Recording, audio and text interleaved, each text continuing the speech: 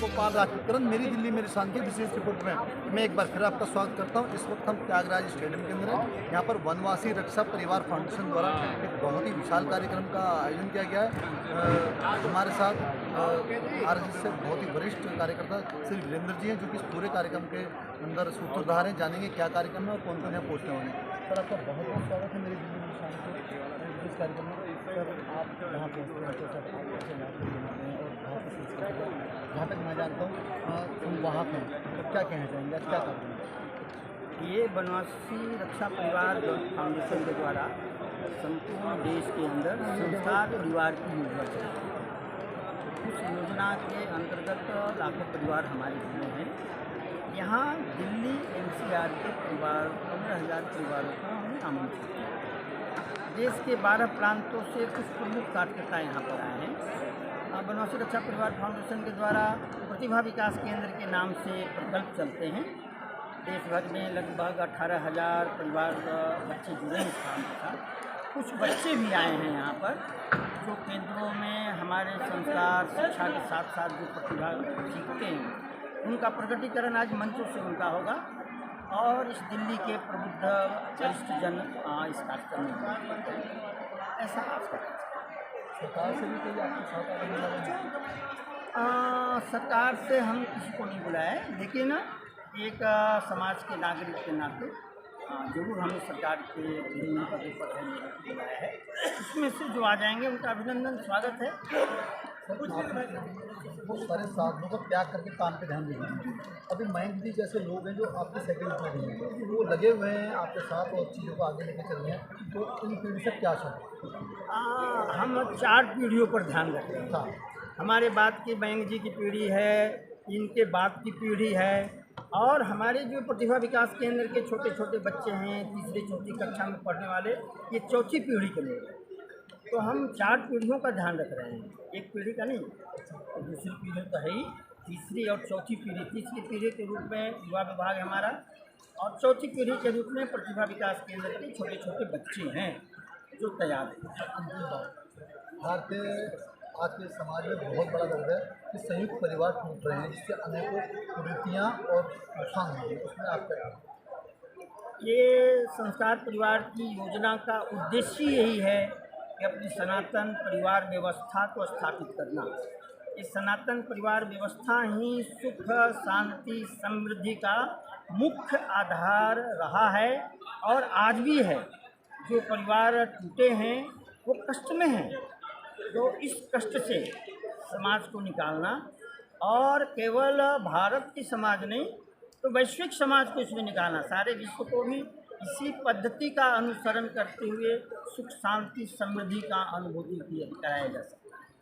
ठीक है, एक बार मेरी दिल्ली मेरी शान की ओर से मैं आपको श्री राम तक महोत्सव की शुभकामनाएं देता हूँ और आपसे धन्यवाद धन्यवाद धन्यवाद आपको। ये मैंने आपकी वीरेंद्र जी से बात कराई, उन्होंने कहा कि हमारी जो सेकंड पीढ़ी है मयंक शेखर जी वाली, उसके अलावा हम और 3 पीढ़ियों को भी, टोटल 4 पीढ़ियों को लेकर हम चल रहे हैं। और बड़ी खुशी इन्होंने व्यक्त की कि ये लोग हमारे संस्कारों को लेकर आगे चल रहे हैं। अब मयंक शेखर जी से अब बात करते हैं कि किस तरह देखते हैं आने वाले भारत को, और वनवासी रक्षा परिवार फाउंडेशन का क्या कार्य रहेगा, क्या योजना रहेगी भविष्य में। सर, आपका बहुत बहुत स्वागत है मेरी दिल्ली मेरी शान में। तो सर, आज का विशाल कार्यक्रम, तो आप किस प्रकार देखते हैं आने वाले समय में अपने भारत को इस फाउंडेशन में? वनवासी रक्षा परिवार फाउंडेशन एक दीर्घकालीन और बहुत बृहद योजना लेकर के चल रहा है, जिसके अंतर्गत हम अपनी आने वाली भावी पीढ़ी को संस्कारित और शिक्षित करके देश के प्रति एक जिम्मेदार और देशभक्त नागरिक के रूप में विकसित करना चाहते हैं। हम ऐसी पीढ़ी तैयार करना चाहते हैं जो अपने दैनंदिन जीवन को जीते हुए, जिसके लिए हमेशा भारत और देश जो है वो सर्वोपरि हो। इसी दृष्टि से वनवासी रक्षा परिवार फाउंडेशन 2 स्तर पे काम कर रहा है। नगरीय क्षेत्रों में जहां वो अपने परिवारों में संस्कार की दृष्टि से और संस्कार परिवार मिलन के कार्यक्रमों का आयोजन करता है, और इसके साथ ही जो हमारे देश का वनवासी और वंचित समाज है, वहाँ के छोटे बच्चों को बचपन से ही उनको संस्कार देना और उनको शिक्षित करना, इसके लिए हमने प्रतिभा विकास केंद्र योजना शुरू की हुई है। इसके अंतर्गत हम प्रतिदिन 2 घंटे इन बच्चों को ये निःशुल्क शिक्षा देते हैं और लक्ष्य यही है कि जब ये बच्चे विकसित होकर के बड़े होंगे तो जब समाज में वो अपने परिवारों में अपने आसपास के क्षेत्र में नेतृत्व करने की स्थिति में होंगे तो उस वक्त उनके जीवन में बाकी हर देशभक्त नागरिक की तरह से वो चाहे अपने जीवन में कोई भी कार्य करते हों उनके लिए देश सर्वोपरि हो। और इसके साथ साथ हमारी योजना ये भी है कि हम जो हमारा जो वंचित और वनवासी समाज है जो कि आज धीरे धीरे करके अपने परंपरागत रोजगार और अपने कार्यों से और विमुख होता जा रहा है उनको वापस अपनी जड़ों की ओर लेकर के जाना, उन्हीं सारे विषयों से उनको जोड़ना और उसमें उनका वो स्वाभिमान पैदा करना कि वे सरकार से अपेक्षा ना रखें, रोजगार मांगने वाले ना बने, वो रोजगार देने वाले बने। इतने जैसे कि वीरेंद्र जी ने कहा और युवाओं के आदर्श मयंक शेखर जी ने कहा, जैसे वीरेंद्र जी ने कहा कि हम 4 पीढ़ियों में काम करते हैं, तो जो युवा का पीढ़ी है, युवा की परंपरा है, वो मयंक शेखर जी के नेतृत्व में देश नहीं विदेश में भी जहाँ पर वंचित समाज है, जहाँ पर शिक्षा नहीं पहुँच पाई है, वहाँ पर उनको शिक्षा पहुँचाने का कार्य करता है।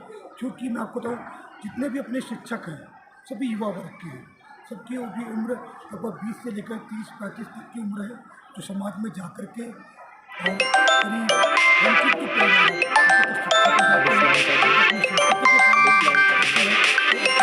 अपने देश के प्रति को जागृत करती है।